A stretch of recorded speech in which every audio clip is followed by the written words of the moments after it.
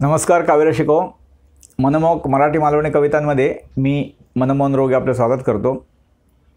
मित्रांनो, हल्लीच केंद्र सरकारनं असं जाहीर केलं की मुलीचं लग्नासाठीचं वय 18वरून 21 करणार आहे. तर त्यावर समाज माध्यमात खूप चर्चा चालू आहे. अर्थात कोणताही विषय असला तर त्याची दोन मतं असतात. संपूर्ण भारतात काही जिल्हे असतील, पण निदान महाराष्ट्रात तरी आज शिक्षण खेडोपाडी पोचलेले आहे. 21 वर्षापर्यंत फक्त पदवीपर्यंत शिक्षण होतं काही लोकांचं. अर्थात आज मुलीसुद्धा शिक्षणात मागे नाही आहेत, असताही कामा नये. आणि सध्या अशी परिस्थिती आहे की तुम्हाला जर नोकरी हवी तर जे तुम्ही शिक्षण निवडलं असेल, ज्या क्षेत्रात, त्याबरोबरचं म्हणजे महाविद्यालयीन शिक्षणानंतर पदवीनंतरसुद्धा किंवा त्याच्याबरोबर पदवी करतानासुद्धा त्याला पूरक इतर शिक्षण घ्यावंच लागतं. काही लोक पदवी झाल्यानंतर घेतात. त्यामुळे 21 वर्ष जर लग्नाचं वय केलं मुलींचं तर ते चुकीचं असं वाटत नाही, कारण तोपर्यंत शिक्षणच सुरू असतं. दुसरा एक विषय असा आहे की लग्न केलं की मुलींवर मातृत्व येतं, त्याची जबाबदारी असते. नवीन घरात जातात सगळं सोडून, आपलं वडिलांचं घर माहेर. लग्न केल्यानंतर काही जबाबदाऱ्या असतात, काही कर्तव्य असतात, तर त्याची जाण मुलींना किती असते. तर 18 नंतर 3 वर्ष आणखी 19-21 समजा, तर त्या 3 वर्षात त्यांना थोडी समज येईल किंवा आली पाहिजे. हा एक विषय, म्हणजे 21 वय केलं तर चांगलं होईल. आणि तिसरी अशी गोष्ट आहे की मुलाच्या आईवडिलांनी काय किंवा मुलींच्या आईवडिलांनी काय, आपल्या मुलाला किंवा मुलीला ज्याचं लग्न आहे त्यांना लग्नाबाबत थोडं बोललं पाहिजे, समजावलं पाहिजे. कारण आज अलीकडे लग्नानंतर बरीच अशा घटना घडत आहेत वाईट की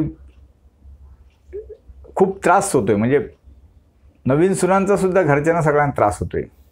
पूर्वी खूप प्रमाण होतं की सुनांना त्रास व्हायचा, आज सुनांकडून त्रास होतो आहे. असं तुम्ही ऐकलं असेल, माझ्या आजूबाजूला घडलं आहे, मी बघतो आहे, तसं तुमच्या लक्षात आलंच असेल.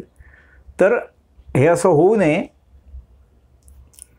म्हणूनच त्यावर, म्हणजे मी जे काही प्रकरणं बघितलीत, काही घरांमध्ये अशा समस्या बघितलेल्या आहेत आणि त्यावरही कविता लिहिलेली आहे. लगीन म्हणजे, अर्थात कविता मालवणी आहे. लगीन म्हणजे काय, त्यानंतर येण्याच्याबद्दल सगळं कवितेत मांडण्याचा प्रयत्न केला आहे. तर आपण आज मालवणी कविता ऐकूया. लगीन म्हणजे लग्न अजून तशीच होतात, पहिल्यासारखी लग्न अजून तशीच होतात, रीतिरिवाज आहेत तसेच असत. लग्न अजून तशीच होतात, रीतिरिवाज आहेत तसेच असत. मानपान सगळा तसाच होता, नवरीच नवऱ्या घरी येता. लग्न अजून तशीच होतात, रीतिरिवाज आहेत तसेच असत. मानपान सगळा तसाच होता, नवरीच नवऱ्या घरी येता. लागलो बदल खैतरी दिसाक. आता लागलो बदल खैतरी दिसाक, तो नया सुनेंच्या वागण्या बोलण्यात. लागलो बदल खैतरी दिसाक, तो नया सुनेंच्या वागण्या बोलण्यात. आधी सुने घराचे रीतीभाती शिकत.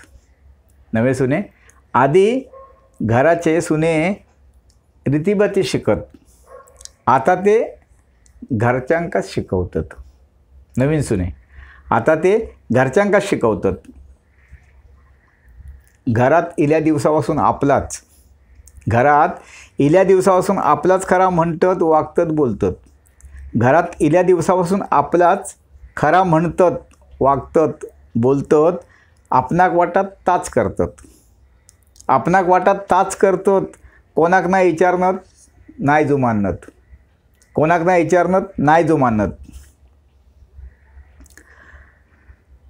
नाही आता रवलो टकलेर पदर, लाजान नाही जाणं खाली नजर. नाय आतरवलो टकलेर पदर, लाजान नाय खाली जाणं आता नजर.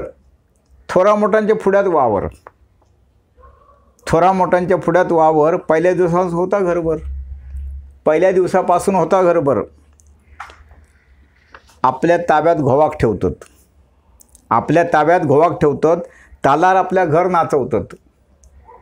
आपल्या ताब्यात घोवाक ठेवतात, तालार आपल्या घर नाचवतात.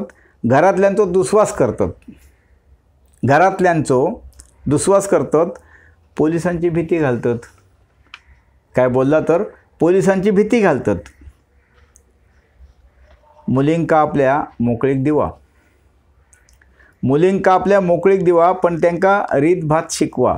मुलींका आपल्या मोकळीक दिवा, पण त्यांका रीतभात शिकवा. नवऱ्या वांगडा त्याची माणसा, नवऱ्याच्या घरातली, नवऱ्या वांगडा त्याची माणसा आपलीच असतात ह्या समजवा. मुलींका आपल्या मोकळीक दिवा, पण त्यांका रीतभात शिकवा. नवऱ्या वांगडा त्याची माणसा आपलीच असतात ह्या समजवा. लगीन नसता कधी फक्त दोघांचा, लगीन नसता कधी फक्त दोघांचा, ता असता दोन कुटुंबाचा. लगीन नसता कधी फक्त दोघांचा, ता असता दोन कुटुंबांचा. आणि नातीगोती समाजाचा, आणि नातीगोती समाजाचा. सगळ्यांकाच समजान घेवचा सावरूचा, सगळ्यांकाच समजान घेवचा सावरूचा. धन्यवाद मित्रांनो. कविता आवडली तर लाईक करा, कमेंट करा. लग्नाच्या अलीकडच्या लग्नांच्या तुमचे काय अनुभव असतील तर कमेंटमध्ये लिहा. तुमच्या मित्रमंडळींना लग्नाचे कोणा वाईट अनुभव आले असतील किंवा ज्यांची लग्न व्हायची आहेत, लग्न होत आहेत, त्यांनाही कविता पाठवा. आणि तुम्ही चॅनल सबस्क्राईब केला नसेल किंवा कोण नवीन असेल तर तो जरूर करा. आता परत भेटूया कॅलेंडर नवीन वर्षात 2022मध्ये 1 तारीखला. धन्यवाद.